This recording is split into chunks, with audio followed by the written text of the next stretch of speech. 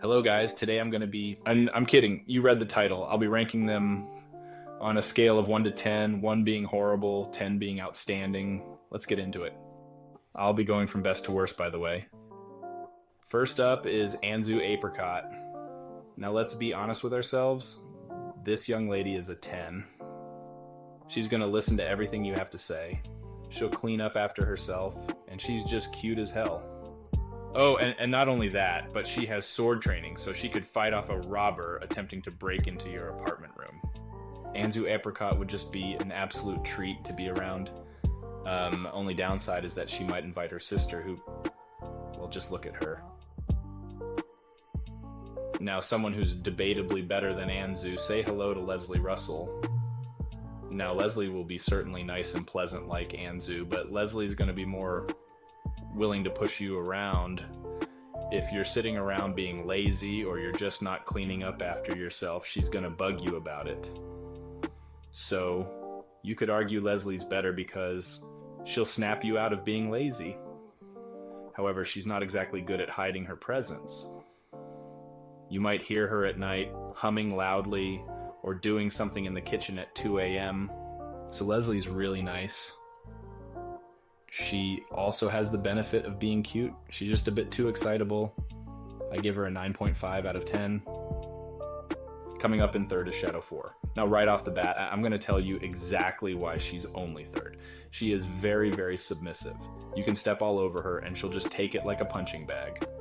Which means she'll be responsible, basic good roommate stuff like being quiet at night, cleaning up after herself, and having good conversations. However, Shadow 4 will be very reluctant to call you out on your crap if you've been leaving messes everywhere, sitting on your ass, staring at the TV all day, or if you just smell horrible. Shadow 4 will just put up with you. So she's a good roommate if you're able to be humble and recognize your own shortcomings on your own. You also have to be a fan of the short, submissive girls. Only a certain type of person will get along with little old Shadow 4. I give this young lady an 8 out of 10. Coming in hot in fourth place is Shadow 2. So, being Shadow 4's grandma, she's going to be the opposite. I'm only putting her lower because she has mental trauma from her daughter being, well, let's just say you won't be seeing Shadow 3 for a while in this video.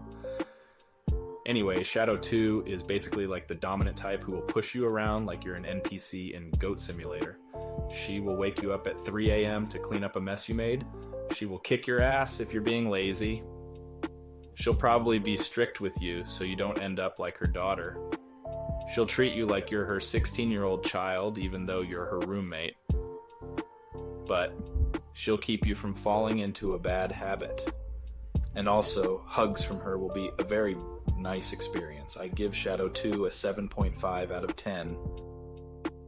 Okay, for the last good roommate is Isaac Arkwelder. He's going to be mature and responsible, like any good roommate. Problem is that this guy is the most bread and water for dinner kind of guy you'll ever meet. If he was any more basic, his name would be John Smith. So, expect all conversations to be about the weather and last night's game. Also, his favorite show will probably be the most basic thing, like Demon Slayer or Simpsons. Not much to say about Isaac from OOZ. I give him a solid 7 out of 10. Oh, I forgot to point this out. But the reason he's in 5th place as opposed to 4th or 3rd is because he's the kind of guy to be bothered by things that aren't done by the book. If you stay up late, he'll question you. If your job is something any more exotic than factory worker, he won't respect you as much. Okay, now we're getting into the tolerable zone. This is where roommates become just okay. They won't ruin your life, but you won't exactly be glad to have them around. Coming in at 6th place is Yuka Kuroguri. So, like Anzu, she's very polite and will be self-sustaining, cleaning up and being pleasant to talk to. However, she's a little more submissive like Shadow 4. So, what's the problem? Kuroguri seems like a nice and polite girl. Well, you see, the whole time she's around, she'll hear all of your thoughts. That's right. All of them. I don't need to explain how this will lead to tons of awkward interactions. Yeah. It's a bit hard to enjoy the company of someone who knows all your deep, dirty secrets. Not much to say here. I give her a 6.5 out of 10. The reason she's this high is because, besides that one glaring flaw, Yuka is a very nice and caring person. Okay, for our 7th place roommate is Shadow 1. This guy is basically like your dad who's never at home. You see, he's a swordsman who's always out fighting crime and stuff, so he'll rarely be home to do his part in maintaining the apartment room. And since he's not around often, he'll be unlikely to strike up any meaningful conversations. Nor will he say anything too interesting on account of being very introverted. He's kind of just a dry, socially inept guy who's always out somewhere else. I give him a 6 out of 10. Okay, sometimes all it takes for a roommate to be an insufferable and annoying bastard is for them to just never shut up. In 8th place is Default, so she's a little know-it-all. She will very adamantly correct you on any statement you make that has the smallest error. She's very young too, so she'll just have a lot of bad habits, like being messy, loud, and just generally irresponsible. However, she'll be sure to ramble on and on and on about some game or movie that she thinks you should like. Oh yeah, if you don't like a popular thing, she might just think you're actually stupid for doing so, but she will be willing to help you out on things you're uninformed about, and she's really cute, but overall, she's just too much of a burden to live with. I give her a 5 out of 10. Okay, now for the last barely tolerable roommate is just a child with too much power. That's right. In 9th place, we have Kelly and Crystal Kitty Queen. Now, being about 8 years old, Kelly is going to act like a child. She's going to leave messes and be loud. However, you can't just tell her to shut up or else her big kitty friend will pound you through the wall. So as long as you don't challenge her in any way, you'll probably be fine. The reason why she's not lower is because if you never ever challenge her whatsoever, she'll be nice to you and treat you about as well as a child is willing. I give Kelly a 4.5 out of 10. We're now getting into the this person's gonna ruin your life territory. These fellas will just be absolute nuisances to be around. Enough talk. In 9th place, we have Lorelei Mordorin. So, the problem with Lorelei is that she's gonna turn you into her slave. Having the power to manipulate all possibility, she can just make you really want to do all the cleaning and dirty work. On top of that, she'll probably spend all your money as well, and you can't do anything to stop her. Worst part is that you probably won't be able to escape this situation. Overall, unless you just love being dominated, Lorelei is going to be an absolute bitch. I give her a 2.5 out of 10. Okay, now here in 10th place is someone who won't kill you, but she'll just rip your mental health to shreds. Yep, it's Evil Default.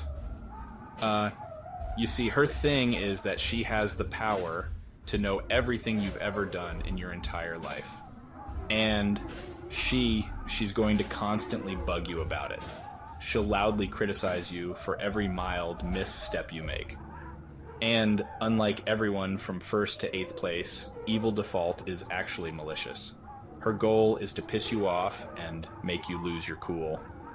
Not only that, but she herself is loud and annoying. Good luck sleeping and good luck keeping it clean. I mean that in both senses of the word, because she'll also be very vulgar, regardless of whether you're a boy or girl. She'll just barge in on you changing or taking a piss. Yeah, this asshole is a 1.5 out of 10. Okay, now for 11th place is someone who's a piece of garbage like Evil Default, controlling like Lorelei, and deadly like Kelly.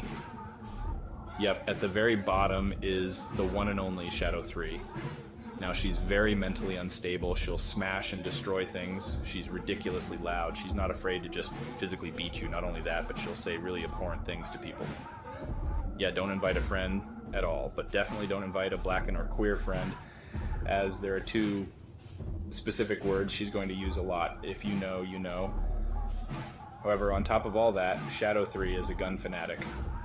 She's going to shoot stuff inside the room. So, if all that beforehand wasn't enough to turn you off, she also might just straight up kill you. Shadow 3, I give you a 1 out of 10. You rotten sexy bastard.